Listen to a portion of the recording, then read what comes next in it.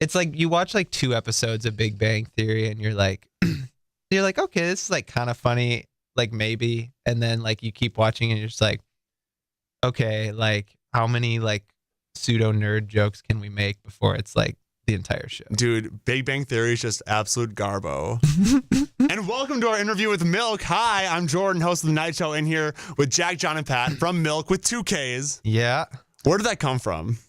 Oh, man. Well, when Jack and I, because originally the band was just me and Jack, and John got added. That's a different anecdote. But when we started it last year, it was just kind of like supposed to be like this side project joke thing. Like we literally created the concept of the band from like reading like this satirical article on Vice. It was about like how to start like a super trendy band. And like, so that was the initial concept was just like dumb. And so we were like, what are like some way over the top, like trendy band names, like just like way too dumb. And so we like, we did all the things, we wrote down this list, and it was like, all caps stuff, like no vowels, like all the things from like 3 years ago that were like super trendy or whatever. And then we just thought the word milk in all caps was funny and like worked. And so we were like, yeah, let's go with that. And so I tried to like make social media, but I kept getting like things like, you can't make a page called Milk, it's like too generic. And I was like, that's probably true. And so I called Jack and I was like, I guess we can't make this name, so let's pick something else. And I just happened to like bump the key again as whatever, and I looked at it and I was like, what if we just have this extra K on here? Is that fine? And Jack was like, yeah, like that's probably good enough. So that's literally, it's like I used negative brain cells to come up with that band name. But there's something poetic about that, though. Honestly, I mean, honestly, like I kind of think that's why like people caught on to it pretty quick, is because it's just like it's just like a kind of a punchy, weird name. Like I was talking to like literally our lawyer's accountant about it the other day. Like, so the most like plain job there is, and like talking to her, like paying a bill or something. And she's like, why the name? And I was like, blah, blah, blah. I told the story. And she's like, okay, well, it's like a really catchy name. I like it. And I was like, so if it can resonate with literally your lawyer's accountant, then I can see why it resonated with, a lot of, teenagers and stuff. I love it. It's brilliant. Okay, what else did this Vice article say about starting the band? Like, what was like the criteria from Vice? I don't know. Do you remember? It was a while ago. I imagine it was like shop at Urban Outfitters. No shots at Urban, but some shots at Urban. Some shots. It was it wasn't so much like just a trendy band thing. It was like how to make like a Spotify band, like how to like it was like kind of a joke about it, like making fun of it. And it was basically like, I don't even really know. I don't remember exactly what it said, but it was literally like just like follow every trend, like disregard blogs, like act like you're super cool, basically like fake it till you make it sort of thing. And just like then like people all of a sudden catch on or something. Like I can't remember all the pieces. It was like really snarky and kind of goofy. Like that 2015 hipster aesthetic where it's like yeah, like the no vowels thing. Yeah. Have a vibe on Twitter. Mm-hmm. I love it. Okay. And then but like what's funny is like the opposite of that has happened for us. Like instead of like catching all this early like super industry attention, we like did the reverse, and like this big like grassroots fan base grew, as opposed to like, so literally everything the article said to do didn't work, and then we did the opposite and that worked like crazy. So it's I mean, I don't know, but it's funny. Every poppin' band has a cool story like that, so it's good to know you guys have like a sweet story to fall back on. Like once it's going like that. So, milk or milk? Milk. Well, you're from New Hampshire, so Pat says it wrong. yeah, everyone makes fun of me for saying milk, but I'm from Minnesota. I mean, it's milk though, because I'm from Minnesota. How do you say it? Milk. Milk. Like, yeah. So if I'm just talking like, I'm gonna drink some milk. I think you said it right there. Did I? I'm gonna drink some milk. Yeah. Yeah, but okay. usually you say milk. Like milk with an like E. Yeah, don't say milk. Okay. Bagel or bagel, or bagel or bagel. I didn't say bagel. Bagel. See, that Really? was kind of he split it a little bit. But why? Weird. We're from like the same place. Caramel or caramel? Caramel. Yeah, I think normally caramel. Now that I've lived in Nashville, I hear people say it other ways, but like I think I probably say caramel. I was caramel until like, I don't know, 18. Just switched to caramel. And then you Like grew up, you got so randomly. mature. I don't, stop saying Caramel. caramel. I just wanted to know what you guys' stance are on phonetics. What about just like bag? That's one I get made Bag. fun of a lot. Not bag. Not big. No, And there's you're like, from Minnesota? do people say bag or like Bag. yeah, bag or bag? I thought it was Bagel. bag. I'm gonna Yeah. put this in a bag. What about root or root? Well, because rut is too close to like I'm in a rut. So root. I'm gonna go back to my root. I guess I say root, like root. Data or data. I flip flop depending on. I what I'm probably talking data more often for me. about. Data sounds cooler. Yeah, like big data.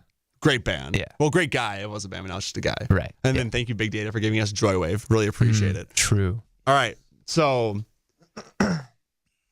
you two are from Minnesota. You're from Nashville, New Hampshire. New Hampshire. And then how did this all originate? How did this ensemble come together? Yeah. So, I mean, Jack and I grew up together. Played in, like, you know, I grew up in Stillwater. He grew up in North St. Paul. Yeah, and we went to like high school together, played in a bunch of terrible bands together and all that stuff. And then we kind of just like went our separate ways. I moved to Canada for a while. I moved to LA for a while. And then eventually I went to Nashville, and Jack was playing in a different band, and I was doing like solo stuff and like other stuff. And I found out all of a sudden that Jack wasn't playing in his band anymore. And I was like, hey man, like, I saw that, you know, cause he and I have been tight for years. And I was just like, I saw you're not doing that anymore. Like, you know, we haven't done anything in a while. It's just like, you want to do this Vice article.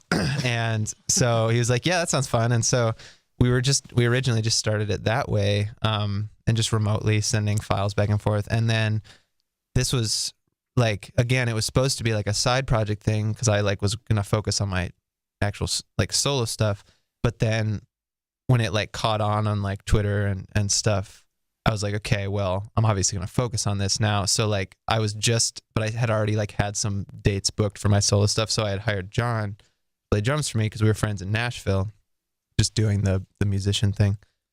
And this was right after me and Jack started the, you know, Milk. And so I was telling John about it while we were on the road, and like we were just talking about it. And I just kind of had this like gut feeling, like, I don't know, like maybe I should just ask this guy. And I asked Jack, I'm like, listen, I like this guy. He's a nice guy. He's a nice guy, sort of. Smells great. Smells okay. You know, just really needs someone in his life. No, but I don't know. It was just kind of like I just had this like gut feeling, and I honestly thought he was just gonna say nah, but like he was like, yeah, let's do it. So it just kind of. Did I even listen to any of the music? Maybe I showed you Pacific Kiss or something. Like a sample? Yeah. It wasn't even. But I think like you and I had like, you know, similar tastes overall, and just like we knew that we were, you know, decent musicians. So it was like, let's just try it.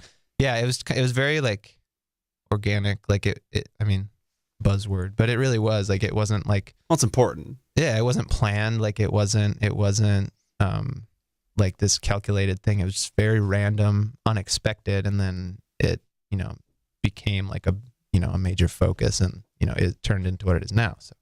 So people, the internet, they classify you as like an indie alt band. You guys own it. You guys say you're a pop band. I love that because people like, they think pop is a dirty word. No, yeah. It's not. No, I love it. I love Well, how pop. did you kind of depends, but for the generally, let's remove the stigma of pop, because pop is popular. It's not a genre. It's kind of, well, it's a sound. It's a feeling. It's a feeling, yeah. How would you arrive at the sound that's synthy, hybrid between, I guess, alt and pop, which is indie, perhaps? How'd you get to your sound?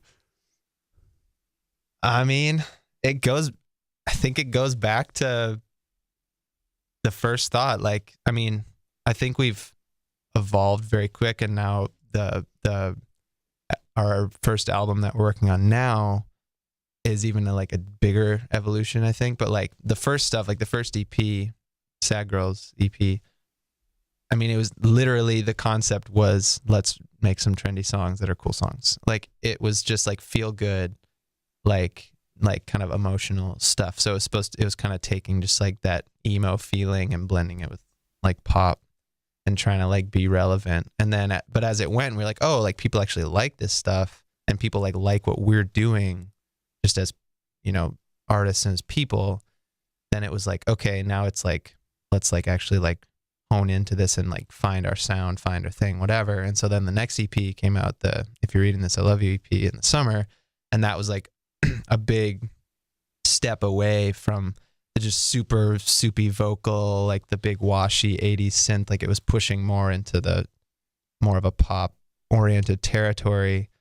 And, you know, even today now, we got a couple songs done from the record, and it's like, I think it's pushing even heavier, more experimental, but also just like if it needs heavy auto-tune, it needs heavy auto-tune. Like, you do what just feels good. And so like, that's what we're kind of pushing towards now, is like, I think we finally like honed in a little more on like, this is like our thing. And like, so we're just kind of throwing ourselves into that for these new songs. So. And the thing like with modern day like music making, when you like the whole like the computer music thing, do you guys do like a lot of analog synths, or is it VST based? This is me going to my personal question territory. I'd say mostly analog, but it's a mix. You can still you have more freedom to experiment. You know, you can make the craziest sounds, and like the modern, like we can have $100,000 studio like in a bedroom now. Yeah. So it allows you to experiment things that you wouldn't normally people are we were just talking today, like people are recording stuff on their phone. Like, it's not about how you get it. It's not like I used to be this way, and I'm not anymore. But like, I used to be like, you know, it's got to be, you know, authentic, whatever, blah, blah, blah, like audio school, whatever. And it's just like John, I think, put it best. It's just like, it's however you translate the message well. Like, if you record something on your phone and it's great, like, just use it. Or if you're using tape, great. Like, or if it's an old analog synth, or if it's a MIDI controller, or like whatever, like if it's a fake guitar, who cares? As long as it's like translating to the feeling you're trying to, because I mean, that's the main thing about music or art in general, right? You're just trying to evoke some sort of emotional response from someone. And that's why I always say, like, at the end of shows, a lot of times I'll be like, hey, like, I hope you either like loved this, or I hope like you hated it, because feel something. Yeah. Like, I don't care if you, like, I think that's what great art and great artists do, is it evokes some sort of like dichotomatic response, as opposed to like, yeah, that's okay, like that's pretty good. Like, I'd rather it just be like, I absolutely love this, or like, I hate you, which I've seen both of that on like Twitter and stuff. So I'm like, cool, I love that. That's great, dude. I hate Eminem, despise him. But whenever any news about Eminem comes out, guess who's talking about it? Yeah. He's evoking something in you. Yes. Yeah. And that's artistic. So I respect you, Marshall, in that regard. But stop with the freestyles, and your thing is stupid. It's frustrating. You're 46. Okay. Sorry, guys. Man, that's awesome. Are we being too new? Are we being too millennial with it? Are we being too new age with that approach to art, though? If we say, oh, it doesn't matter where it comes from. If I'm recording in a closet and I'm adding some reverb and EQing it a little bit, are we being too willy-nilly with the art? I'm not saying I take that stance. I think we should have the conversation. That's a good question. I don't know. What do you think, John? I feel like we naturally, even if it is an unconventional way, we still are going to go into like great detail in that process and make sure that it's like perfect. And it's not like some things we are just like, it works really quickly. Yeah. But I feel like we've been doing this enough that we at least respect that process, and like, we're not trying to just like erase the history of recording, you know? Yeah. And I think it really just depends on what it is. Like even today we were doing a vocal thing, and like, we were just trying to get this one thing over and over and over again, get it perfect. And at the end of the day, I just said like, no, I think the first one I did that was just like a random throwaway was the best one. Like, it just had the right feeling. And so I think it just goes back to that. It's like, what is the point of art and creating stuff anyway? And if it's to like make you feel something, then I guess it doesn't matter if you did it in one take in your closet with a bunch of verb on, if it was the right thing, or if you like, you know, meticulously sat down and like crafted everything, like just so it's more about like even today we were talking about how like, yeah, there's objectively some like technically better art than others. Like there are people who are more talented or skilled at what they do than other people, but that doesn't mean that one or the other can't be just as like evocative of an emotion. So I think it's just, I don't think it's really for anyone to say. I think it's just like, and I think it's person to person, because it's like one person might listen to something and just be like, yeah, this is trash, and then another person might love it. So it's like, I think it's just so subjective that it's like hard to say. Yeah, I think there's a fine line, because if it's too technical, then it's kind of boring and stale. But if it's too willy nilly, then it sucks and is trash. Yeah, it's like right in the, it's got to be like right in the middle, where it's like jazz, man. You want to have like that theory background, but you want to be able to play with it. Play a note that's out of key. If it sounds good, right, play that thing. Like that Coldplay song. You know which one I'm talking about already? No, which one? Okay, I mean, again, I'd get some crap from this from the musician community. All right, if you're about to hate on Coldplay, make sure you look directly in the camera and point. No, I'm about to compliment Coldplay on Ghost Stories, one of my favorite albums, and they have that one song where they play like two completely out of key notes on guitar, but it's like the perfect melody, and it's like doesn't make like, why would you do that? Oh, just because it felt good. Cool.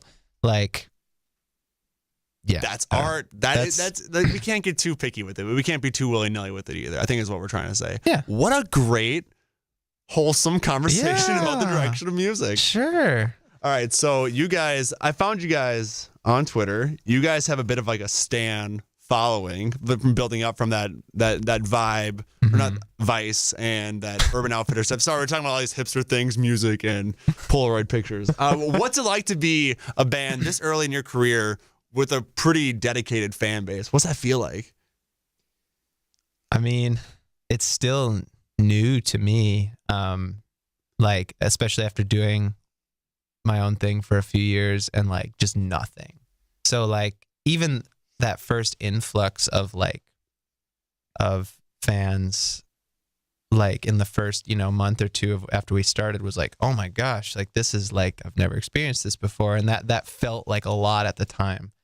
And then now in the last 3 weeks or like a month or something, I literally don't know what happened, but we like, it's at least as far as like, we're a pretty social media like oriented band. Like that's a big part of our thing, is just because we love the connection with people and we love the opportunity to like, just like break down the wall a little bit and like be transparent with people who support you. Like, I think that's super valuable both ways. It's mutually like beneficial.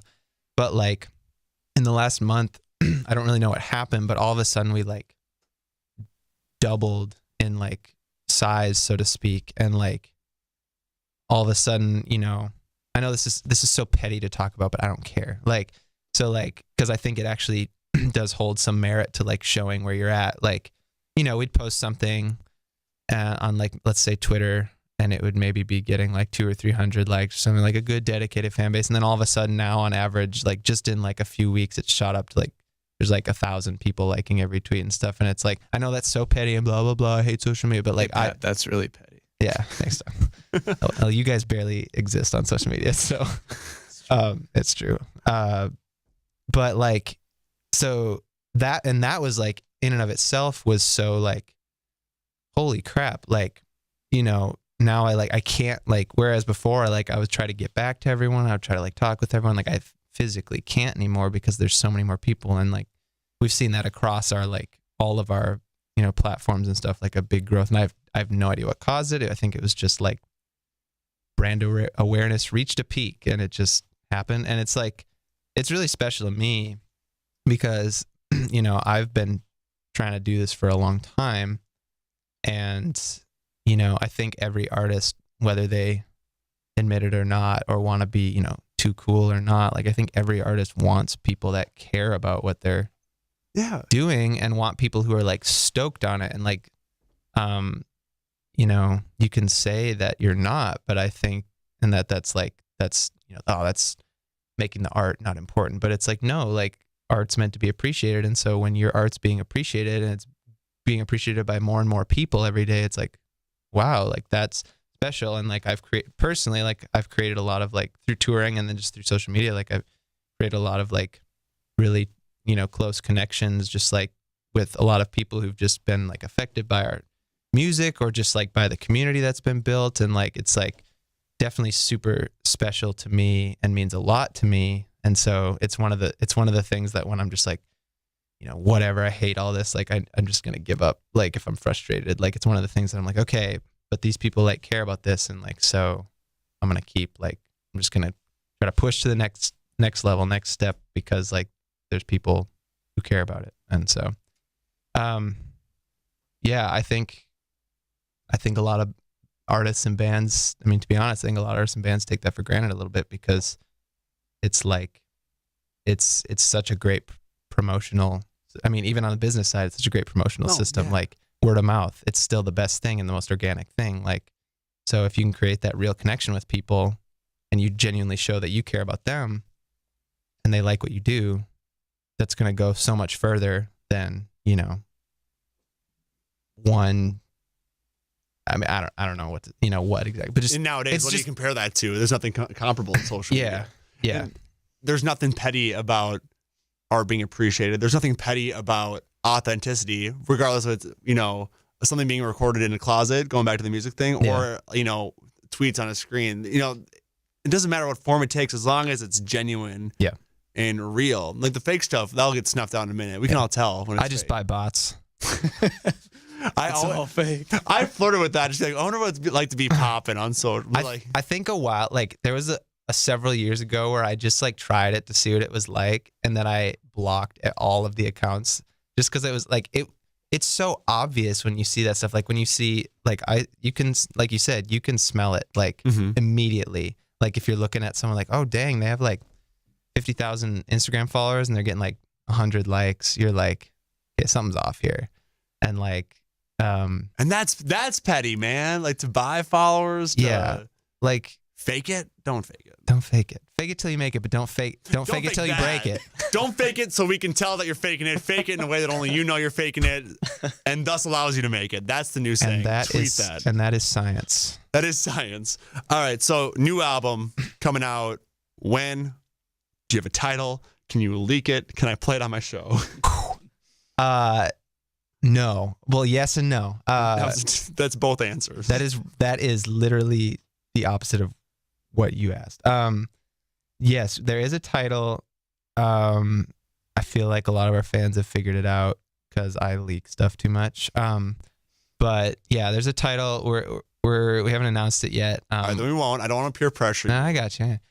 I'm glad you're interested. But no, yeah, it'll be, all that info's coming like very soon.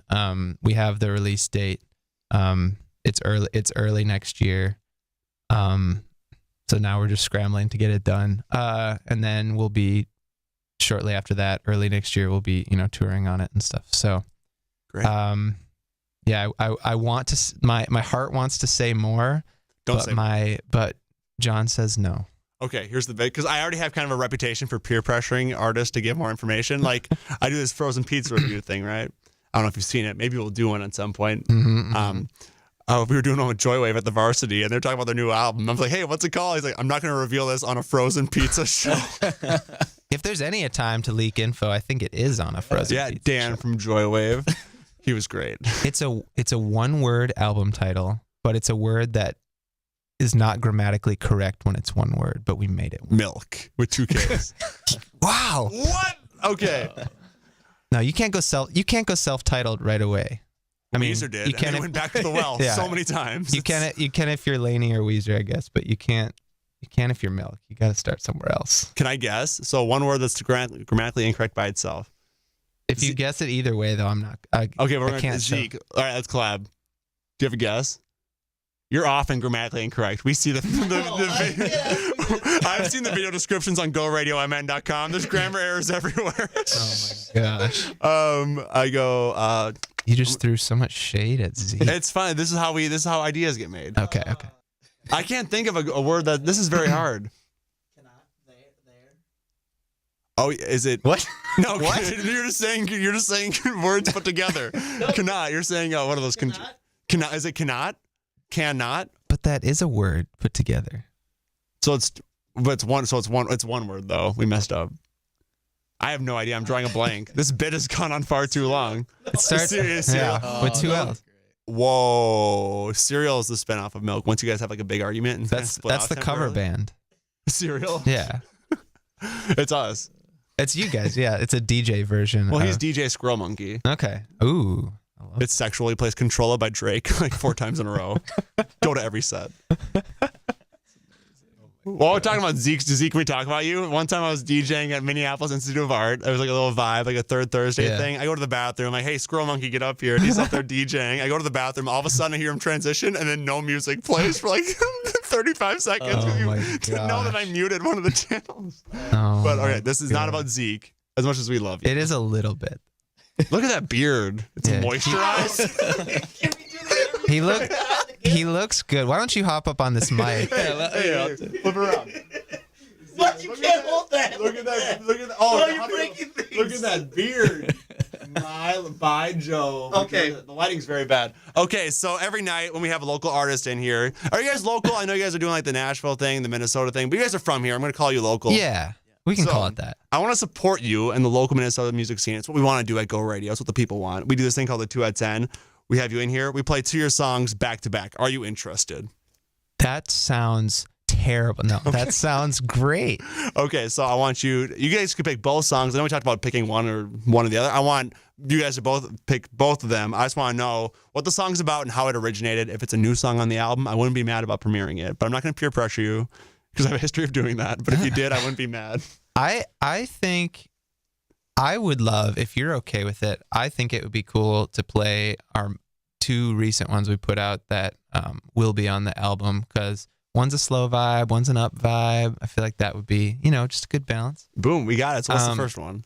Let's start with Thinking About You. No G on it, no apostrophe, no A. The U is a U, not a Y-O-U. All right, so it's not a Frank Ocean cover. No. See, it's funny because there's again, Twitter, it was funny, this random group of people that has decided they have a personal vendetta against Milk. Why? I don't know, because we exist. And because people on Twitter are the most toxic people of all time. They can be great. They can also be terrible. That's pretty much it. Sorry, Twitter. But sorry, President Trump.